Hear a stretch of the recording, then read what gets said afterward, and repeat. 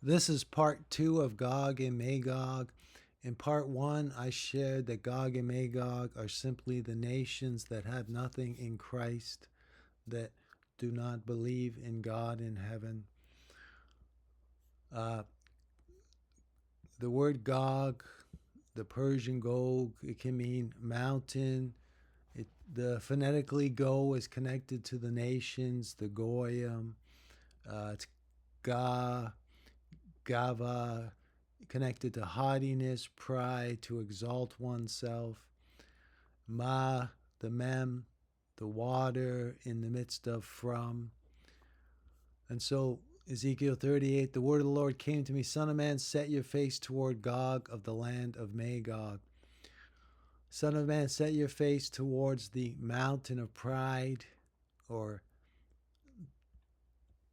the one exalted in pride, from the midst of the waters of the nations. Gog, Magog, the coastland people, the Gentiles in Turkey, in the mountains. I will turn you about and put hooks in your jaws. I will bring you out, your army, horses and horsemen. In the latter days, an evil thought will come into your mind, and you will come up to take a spoil, a plunder, to seize a spoil and a plunder in the last days, the later days. Everyone on their horses. I shared about that in my video on the World Cup and Gog and Magog ritual. And so in Ezekiel 32, in the lamentation, Pharaoh, king of Egypt, Egypt was Leviathan, the king of the children of pride. They shall bring to ruin the pride of Egypt. They shall go down to the pit. And there is Assyria there, Elam, Meshach, Tubal, Edom, the princes of the north, the nations of the world. In the day the Lord, this hard and great strong sword, will punish Leviathan, the fleeing serpent, the twisting serpent, will slay the dragon that is in the sea. Pharaoh, Egypt, is the dragon in the waters, and the word dragon means to look. He looks upon the high things. Can you draw out Leviathan with a fish hook, or press its tongue down with a cord, or pierce its jaw with a hook? So the language, I will put a hook in them. The word twisted means perverted from the root. Leviathan, he beholdeth all things. The dragon, Pharaoh, Leviathan, he's king over the children of pride. Leviathan means to join. The river Euphrates at the river heads, the heads of Leviathan that are joined in one. So Gog and Magog, you eat the flesh of the mighty men. Assemble, come together. Great sacrifice on the mountains of Israel. There you eat the flesh and drink blood. So the great sacrifice to the birds and the beasts. As Leviathan was given over to the food, the king of pride, all them fattened animals from Bashan. Bashan means fruitful. In Ezekiel, God said, look at the summer fruit, and God sets down wickedness in Shinar. And Bashan, Og, the king of Bashan, you can see the connection to the word Og and the word Gog, an obvious connection, Og and Gog. And because the kingdom of Og was in the north, and Dan, the tribe of Dan, would set up, they lost their inheritance and they set up their kingdom in the north, and the north is associated with wickedness. So the nations come from the north, the ethnos, the pagans, the wicked.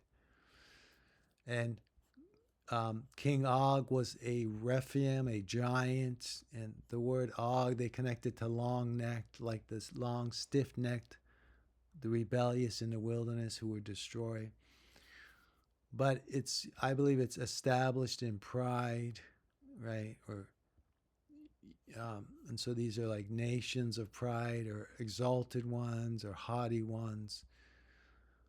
The nations, and Magog is the nation, the waters of the nations, the coastland people, the Gentiles, or in the midst of pride. But you see the nations, the same go phonetically, the Goyim and Gog. And Gog,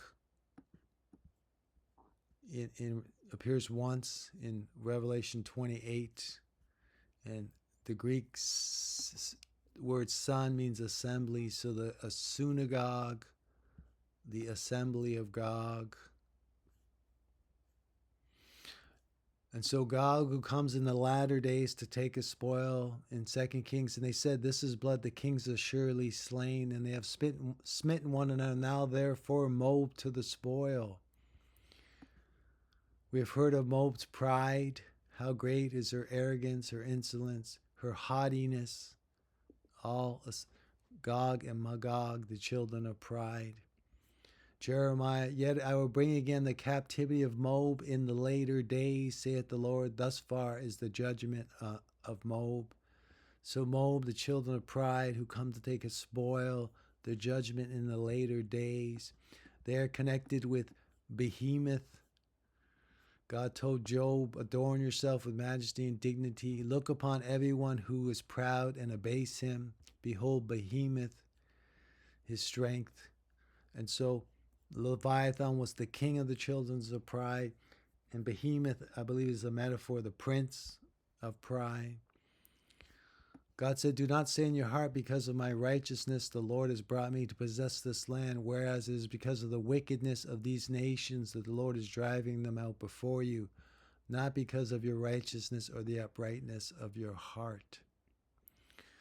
And so we're told of the, Pharaoh, the pride of Egypt, who came, their chariots, and they came to overtake them. I will pursue, I will overtake, I will divide the spoil. So Pharaoh, the king of pride, who came against Israel. So symbolic of all the nations round about the children of God, who try to take them as a prey, as a spoil, in their pride, denying God in heaven. In Esther, Haman, the Agagite, he sought to destroy the Jews because Mordecai would not prostrate himself.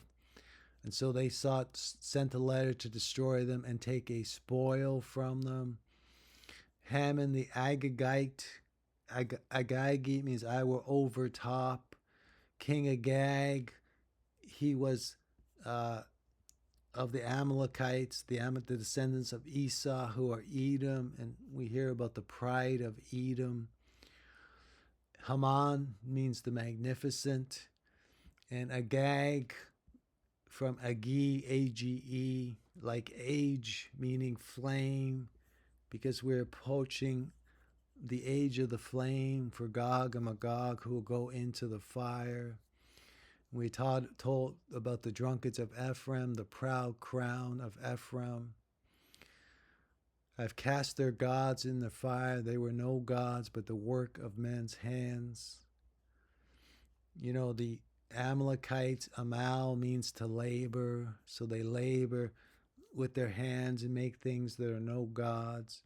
And God says the wicked will find no rest, and like the raging sea will find no rest. Assyria, the rod of God's anger, came to God sent to take a spoil and seize plunder, but in their heart, their proudful heart. Proverbs 16:18, pride goes before destruction, and a haughty spirit before a fall. It's better to be of a lowly spirit with the poor than to divide the spoil with the proud. In Ezekiel, before Gog and Magog, in Ezekiel 37, we have God, the bones, Son of Man, can these bones live? And then God says, my servant David shall be king over them. Take a stick and write it, one for Joseph, Ephraim, and one for Judah. Join them together. My servant David will rule over them.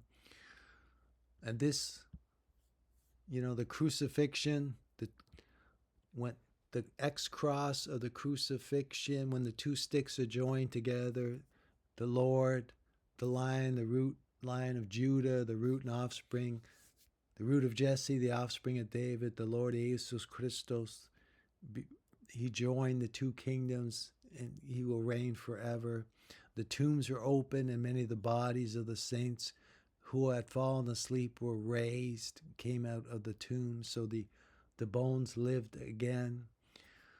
And so the Lord said, the prince of this world comes, he has nothing on me. And so the sign of the Son of Man coming in the clouds with power and glory, God says he blots out their sin like a cloud.